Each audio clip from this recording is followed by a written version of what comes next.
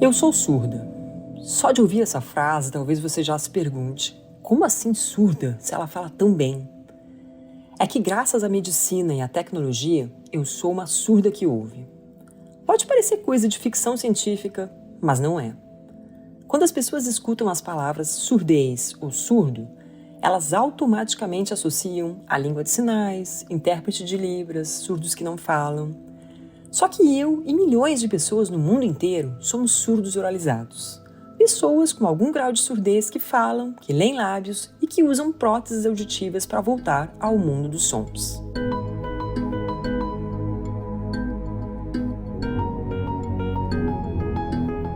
Aos 6 anos de idade, a escritora Paula Pfeiffer começou a perceber um ruído estranho em seu ouvido, mas só aos 16 que ela recebeu o diagnóstico que tinha surdez severa, bilateral e progressiva.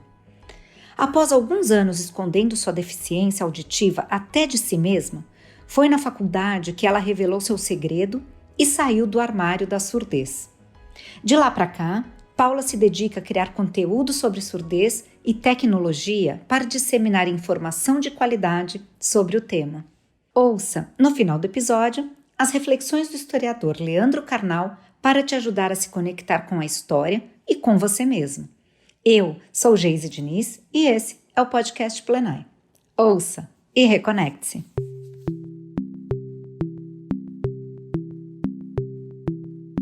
Eu devia ter uns 6 anos de idade quando percebi um ruído estranho no meu ouvido. O apartamento em que a gente morava, em Santa Maria, no Rio Grande do Sul, tinha um corredor em formato de S, onde eu adorava correr. Numa tarde, eu encostei a cabeça na parede e gritei: "Mãe, tem um apito no meu ouvido!" A minha memória mais antiga da surdez ainda é nítida, mesmo que tenha passado quase 35 anos.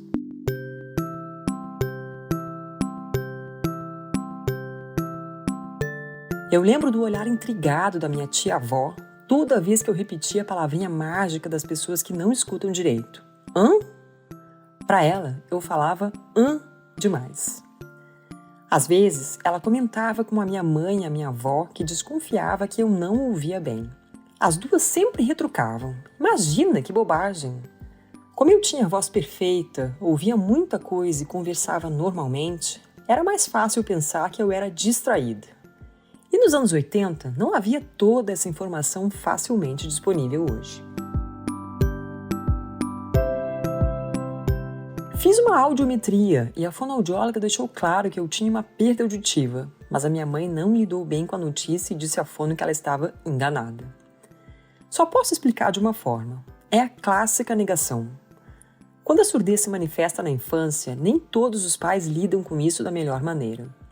Embora a surdez seja considerada uma urgência quando acomete as crianças, muitas famílias levam anos até buscar reabilitação auditiva, sem saber o quanto estão prejudicando seus pequenos. Afinal, tudo é comunicação, e a saúde auditiva é fundamental para o nosso pleno desenvolvimento. Fui levada a um otorrino que disse que o canal do meu ouvido se abriria conforme eu crescesse, e que daí ficaria tudo bem porque eu passaria a ouvir melhor. A gente acreditou nesse diagnóstico médico errado e eu fui me virando com leitura labial. Na escola, eu procurava sempre um lugar estratégico para me sentar. Na época, meu ouvido bom era o direito. Então, eu sentava na fileira lateral e encostava a cabeça na parede, para ter uma visão panorâmica da sala de aula e ouvir com os olhos. A coisa se complicou na adolescência. Conversar no telefone com as amigas e namoradinhos era um pesadelo. Eu não entendia nada do que eles diziam. E para não passar vergonha, eu pedia para quem atendesse o telefonema dizer que eu não estava em casa. No segundo ano do ensino médio, eu fiquei muito amiga de uma menina que era surda oralizada. Ela tinha a voz bem diferente, mas dava para entender direitinho o que ela falava. A gente conversava tanto durante a aula que os professores colocaram cada uma numa ponta da classe. Só que a gente continuava conversando sem som, somente com leitura labial. Um dia, um colega me perguntou: "Como é que você consegue entender o que ela fala sem som?" Aquela pergunta me intrigou tanto que eu cheguei em casa e falei para minha mãe: "Até hoje aquele canal que o médico disse que ia abrir não abriu. Vamos procurar outro especialista?" E assim, nós fomos a outro otorrino. Eu tinha 16 anos quando finalmente recebi o diagnóstico certo.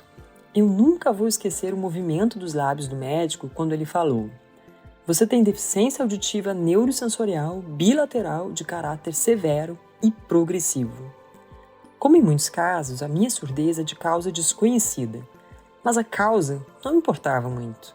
O mais difícil era pensar que em breve eu precisaria lidar com a chegada do silêncio total.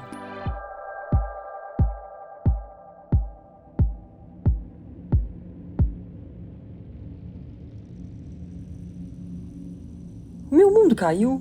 Não. Em vez de pensar em mim, eu pensei nos outros.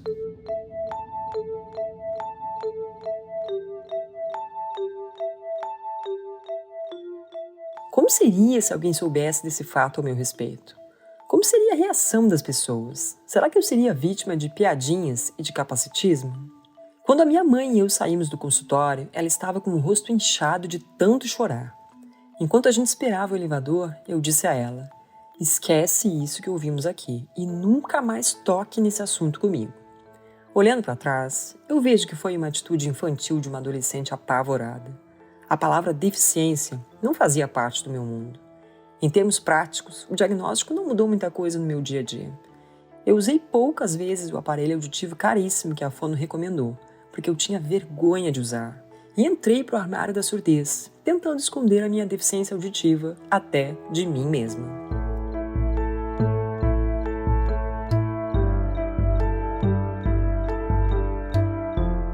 Eu me formei no ensino médio e fiquei muito agoniada na hora de escolher uma profissão. Eu tinha vontade de estudar jornalismo ou direito. Mas como, se eu tinha dificuldade para ouvir e para me comunicar? Eu acabei prestando vestibular para o curso de Ciências Sociais, mesmo sem vocação, e a escolha estava intimamente ligada ao fato de que esse curso não requeria muita interação humana e eu poderia passar bastante tempo com a cabeça enterrada em livros. A faculdade me tirou da minha zona de conforto. Eram novos amigos, novos professores, novas vozes e novas bocas para decifrar. Eu ganhei fama de antipática, porque eu não respondia quando os colegas me cumprimentavam. Um dia, na aula de antropologia, a professora me chamou e eu não ouvi. Mas eu li os lábios dela dizendo para a classe inteira que eu era mal educada. Eu chamei a professora e falei bem alto para todo mundo ouvir. Eu não respondi porque eu não escutei. Eu não sou mal educada. Eu sou surda. Todo mundo me olhou com os olhos arregalados e a professora ficou com as bochechas coradas de vergonha. No intervalo, alguns colegas vieram me dizer que se sentiam aliviados em saber que eu não era metida como eles achavam. Esse episódio é muito marcante para mim.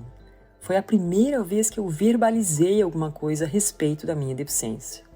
Como eu vivia no armário da surdez desde que recebi o diagnóstico, eu achava que se revelasse o meu segredo, as pessoas ficariam horrorizadas ou algo semelhante. E, na verdade, elas pouco se importaram.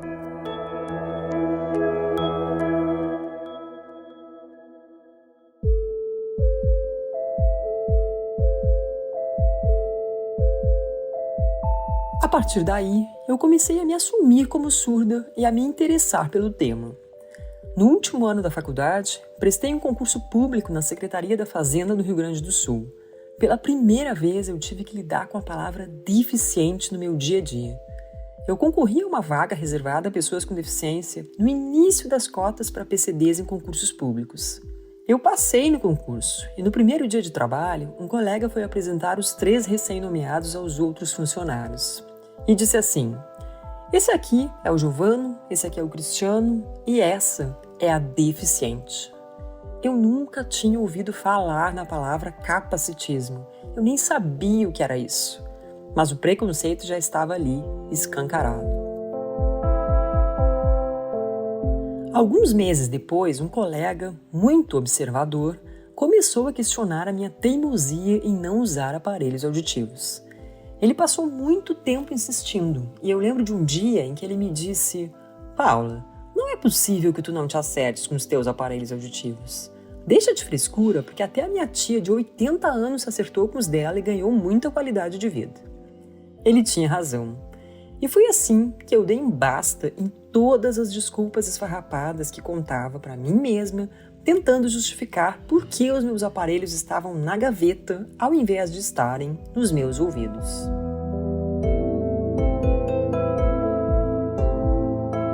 A partir daí, eu nunca mais deixei de usar os meus aparelhos auditivos. Sair do armário da surdez me tornou mais leve. Eu gastava muita energia fingindo que era uma pessoa que ouvia e fingindo que entendia o que as pessoas estavam falando. Uma cena clássica da surdez é ficar só sorrindo e concordando numa roda de conversa, sem ter a menor ideia do que os outros estão dizendo. Aí você concorda e reza para que não seja uma pergunta. Assumir a surdez me deu liberdade para falar. Eu não ouvi, você pode repetir? O tempo foi passando e eu fui perdendo a pouca audição que eu tinha. A surdez tem graus: leve, moderado, severo, profundo. Eu conheci e experimentei todos esses graus. E quando eu cheguei na surdez profunda, a sensação era de viver trancada num aquário. Sem aparelho, eu só escutava estouros, portas batendo, trovão alto e um zumbido constante. Eu era prisioneira do silêncio. E ainda por cima tinha o zumbido como carcereiro, o tempo todo me lembrando. Eu tô aqui, eu tô aqui. Eu queria muito sair daquela prisão, mas não via a menor possibilidade de como fazer isso acontecer.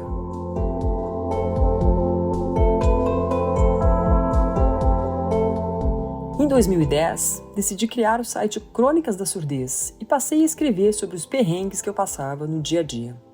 Era quase uma terapia, porque eu não tinha com quem conversar sobre a minha deficiência auditiva.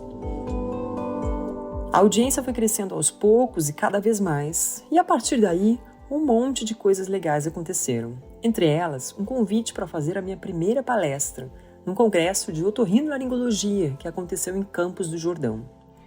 Depois da palestra, saímos com um grupo de 10 fonoaudiólogas para jantar. E apesar de ser expert em leitura labial desde pequenininha, naquele dia ter que ler o lábio de várias pessoas num ambiente escuro e super barulhento foi impossível. Era a surdez, mais uma vez, me afastando das pessoas. A minha mãe tirou uma foto minha dormindo na ponta da mesa.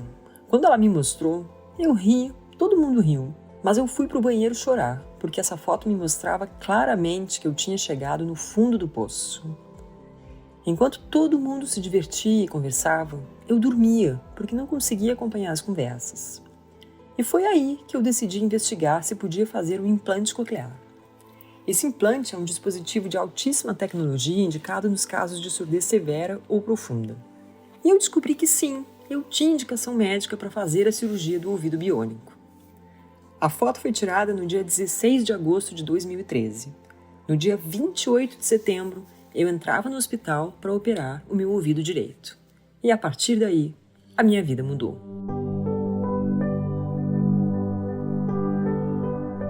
Meu sonho era poder escutar uma música e entender a letra sem leitura labial. Algumas semanas após a cirurgia, eu estava sentada em cima da minha cama, sem prestar atenção na TV, e começou a tocar a música de abertura de uma novela das 8. E era Eu Sei Que Vou Te Amar. Quando aquela música entrou pelo meu ouvido e fez sentido, o meu corpo arrepiou inteiro. Eu estava ouvindo uma música e entendendo a letra inteirinha pela primeira vez. Aos 31 anos, eu voltei a ouvir as vozes dos meus amores, da minha mãe, da minha avó, do meu irmão. Eu voltei a ouvir e a controlar a minha própria voz, porque eu não tinha como saber antes se eu estava gritando ou falando baixinho. Quando eu ouvi passarinhos pela primeira vez, depois de tantos e tantos anos, foi emocionante. O dia em que eu fui até a praia para descobrir se eu tinha voltado a ouvir o mar, que eu tanto amava, e sim, eu tinha, eu não tenho nem palavras para descrever o que eu senti. Quando eu voltei a ouvir com o ouvido biônico, eu percebi que estava no trabalho errado, na cidade errada.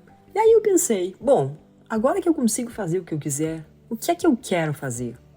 E a vida foi abrindo os caminhos. Por uma sucessão de coincidências, por causa do meu primeiro livro, eu conheci o meu marido, que é otorrino, especializado em surdez e implante coclear. Um ano depois, pedi demissão, me mudei para o Rio de Janeiro, me casei e me tornei madrasta de 3 crianças. O foco do meu trabalho desde então é a criação de conteúdos sobre surdez e tecnologias auditivas. Criei uma comunidade que hoje tem 22 mil membros. Em 2018, venci um programa global de liderança do Facebook como residente na América Latina. Foram mais de 6.500 inscritos no mundo inteiro.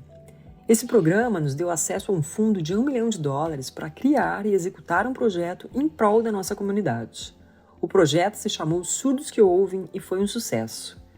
Milhões de pessoas assistiram à nossa campanha em vídeo, milhares participaram dos nossos eventos e incontáveis pessoas passaram a usar aparelhos auditivos ou fizeram um implante coclear depois de conhecer o nosso trabalho. Segundo a Organização Mundial de Saúde divulgou no Relatório Mundial da Audição de 2021, há 1,5 bilhão de pessoas com algum grau de perda auditiva hoje no mundo.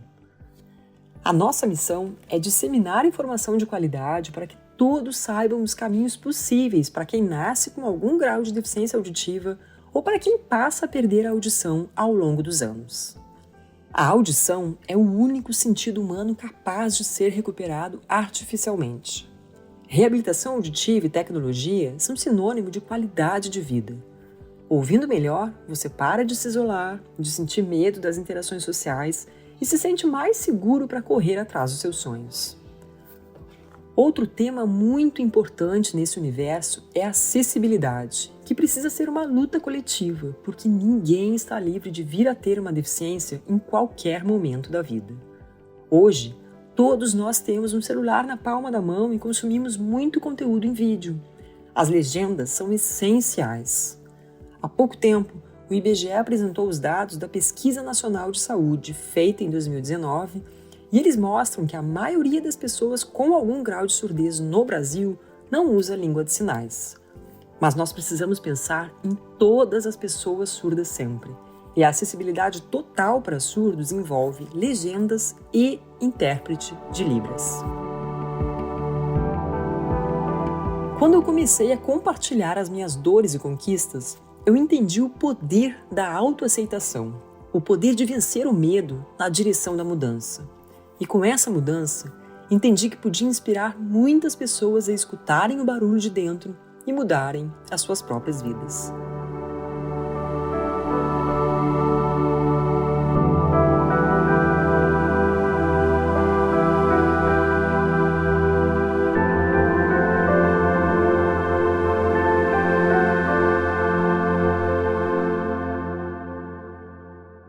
História tocante da Paula Pfeiffer. Primeiro, ela tem que lutar com um problema, a surdez progressiva.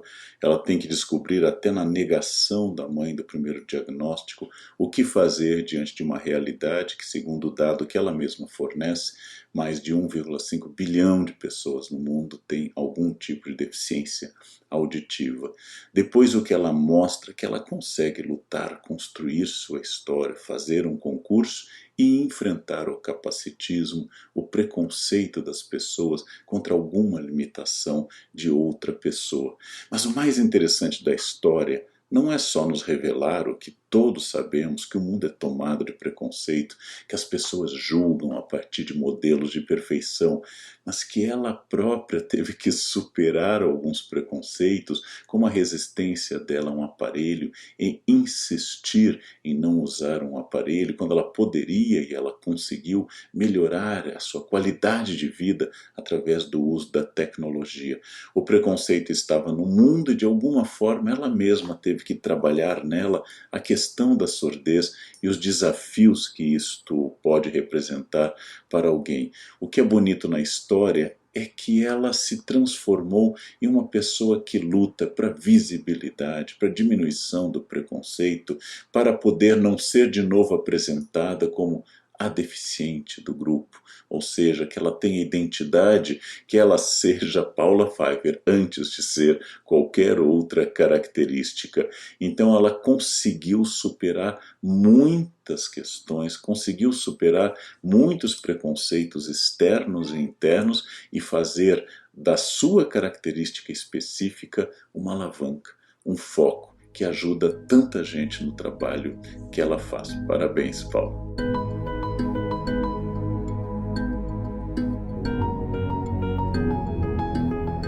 Nossas histórias não acabam por aqui. Confira mais dos nossos conteúdos em plenai.com e em nosso perfil no Instagram, @portalplenai.